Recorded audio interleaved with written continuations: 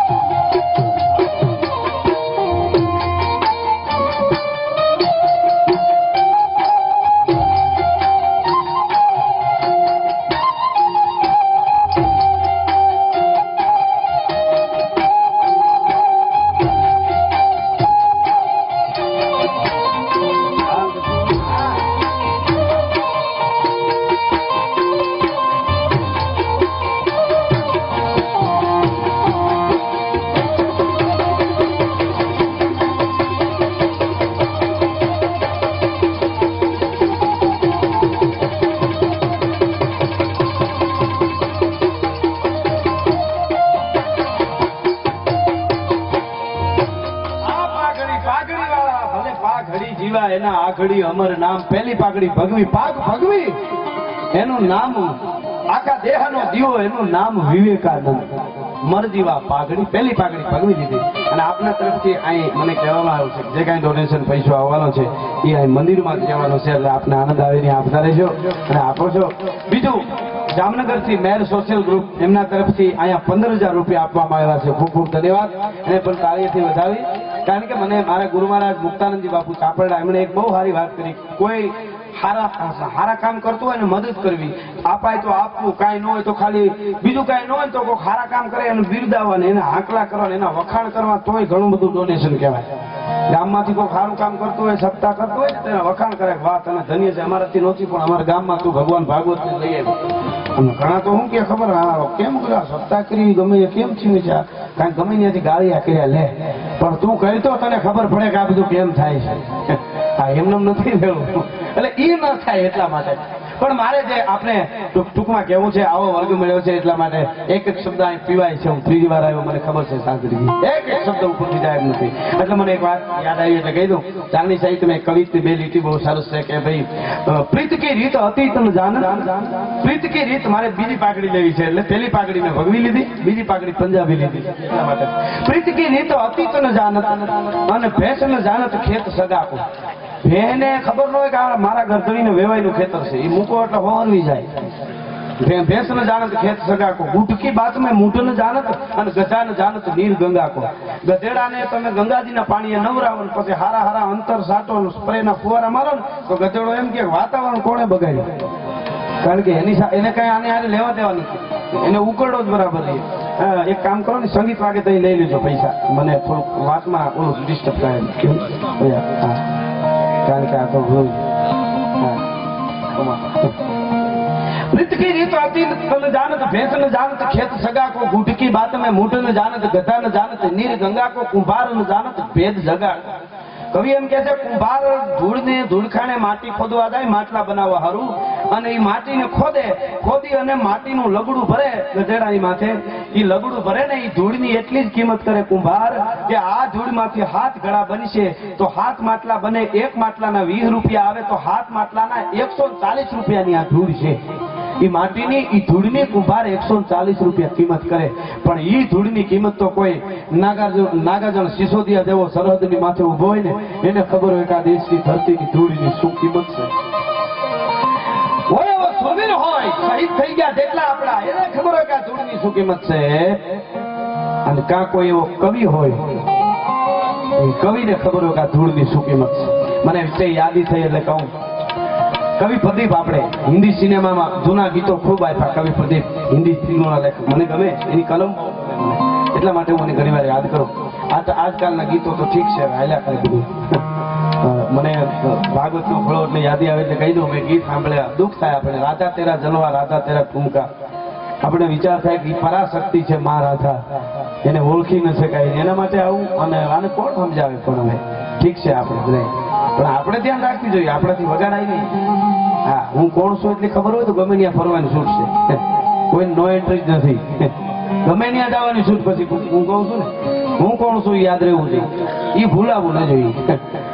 એટલા માટે પણ ખેર, કવિ પ્રદીપ પ્રવાસ માટે નીકળેલા. શિક્ષકો આવે એના મિત્રો, 500 દીકરીઓ અને દીકરા વિદ્યાર્થીઓ, 500 વિદ્યાર્થીઓ, 17-15 વર્ષના દીકરીઓ દીકરા બધા થઈ અને 500 જણા વિદ્યાર્થીઓ અને બધા શિક્ષકો. કવિ પ્રદીપ એની હારે ઘણા બધા મંદિરના દર્શન કર્યા. એને બધે જઈ અને ભભૂતિ રાખ મંદિરે ધૂપ હોય એની બધા તિલક કરે, ચાંદલો કરે.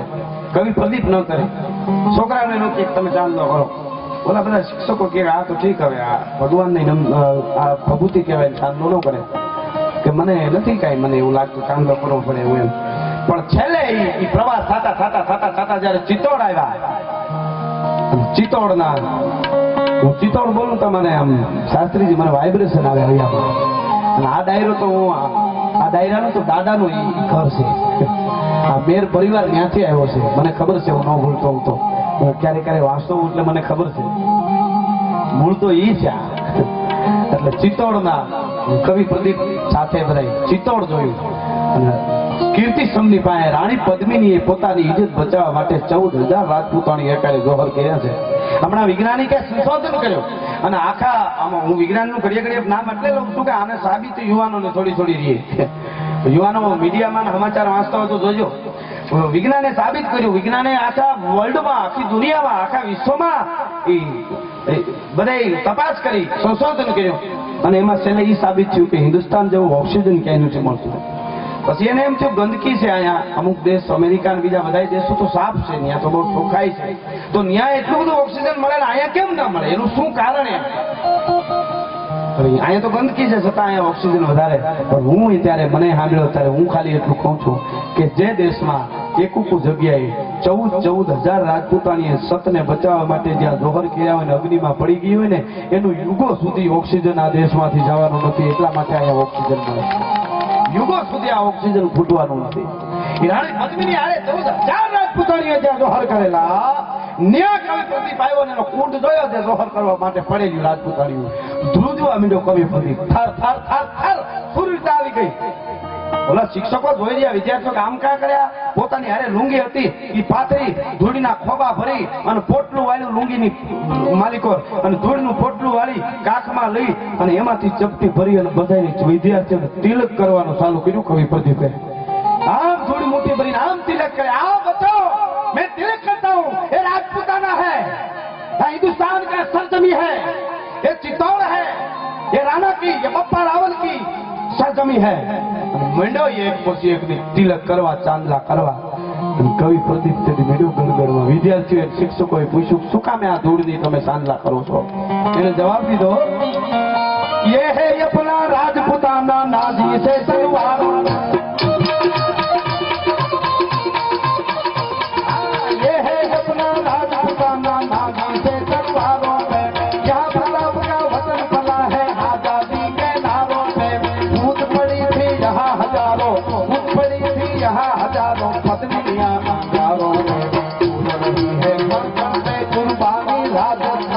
इस मिट्टी से तिलक करो ये धरती है जान की वंदे मातरम वंदे मातरम वंदे मातरम आओ बच्चों तुम्हें दिखाए जाती हिंदुस्तान की इस मिट्टी से तिलक करो ये धरती है जान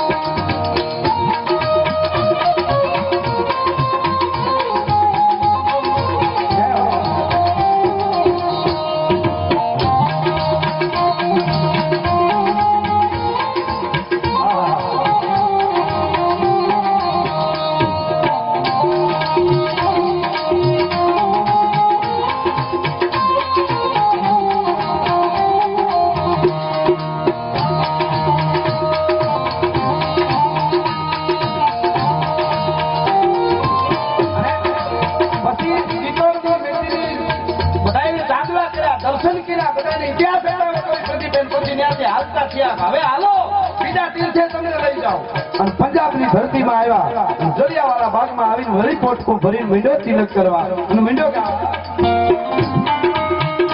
જલિયાવાલા બાગે દેખો યહાં ગલીથી બોલિયા જલિયાવાલા બાગે દેખો યહાં ગલીથી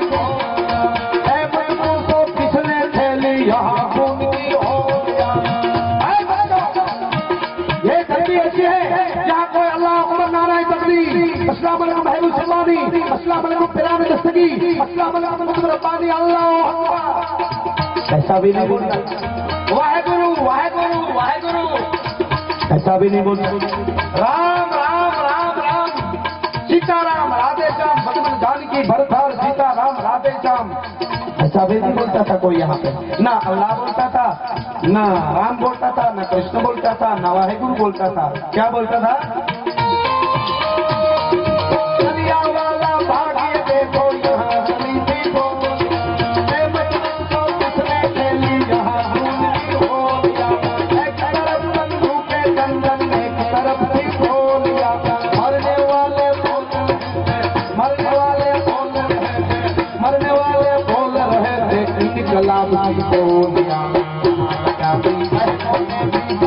अपनी जान की मिट्टी से